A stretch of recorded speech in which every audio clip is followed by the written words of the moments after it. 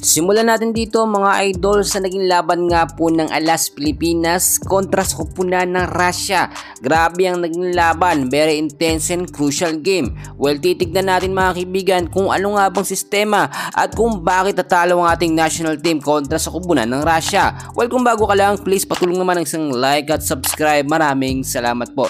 Kung titignan nyo mga kaibigan, okay naman ang starting lineup ng Alas Pilipinas natin. So far halos hindi naman nila binago, no? Doon sa recent game kumpara natin, no, halos same lang. At yung set 1 nakita naman natin dito, iba talaga ang kalamangan ng matatangkad na player. Aminado tayo sa Russia, matatangkad talaga, no, ang mga player nila dyan. At kahit papaano naman ang Alas Pilipinas nakakasabay. Pero nung set 1 nakita natin 25-16 lamang ang Alas Pilipinas national team natin.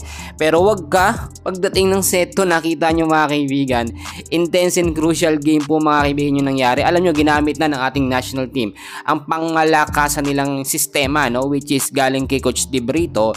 At nakita nyo, early pa lamang hanggang kalagitnaan hanggang sa matapos ay intense na intense yung set 2. Alam nyo, nagtapos yung final score sa set 2, 27-25. Ayaw pa nga po pumayag ng Russia mga kaibigan. Tumawag pa sila ng net touch, no? Nakita nyo naman, kahit hindi naman talaga, no, tinawag pa nila. Gusto pa nilang makuha yung set 2. Pero hindi po yan pinayagan ng Alas Pilipinas natin. Napakalinaw ng pagkapanalo nila sa set 2, 27-25. Pagdating ng set 3 mga kaibigan, alam nyo, lumalabas din talaga yung kalamangan ng matatangkad na player. At advantage yan sa kanilang depensa. Hirap na hirap po mga kaibigan makadepensa ang ating national team dahil sa lalakas na palo nga po, no, nitong kupunan ng Russia. Do kahit papaano naman nakakadepensa tayo, pero more on nakakalamang o nakakalusot ang mga palo ng Russia. Yung set 3 mga kaibigan, no, panalo ang Russia dito sa score na 25-17, medyo natambakan na naman tayo ng konti. Pagdating naman sa set 4, no, early pa lamang ng set 4 mga kaibigan, nakita naman natin nagsasabayan ng dalawang kupunan. At kahit papaano naman nakakapalag ang ating national team. Kung titignan nyo yung sistema ngayon ni Coach De Brito, pang malakasan na talaga to mga kaibigan. Wala na po itong may lalakas, no, at nakita nyo yung mga bitaw ng set.